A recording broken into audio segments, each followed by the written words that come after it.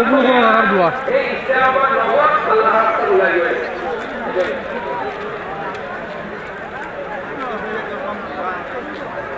একটু বুজুর্গের সবকে ভাব পাইছে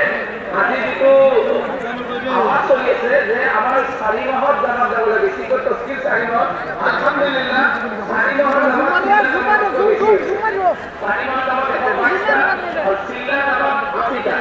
বনাই দেখালে 4 মাহত জানা কম হয় সিলা জানা বেশি হয় কিন্তু মনসা আমরা হে জামার মনসা পুরা আছে আমার 4 মাহত জামা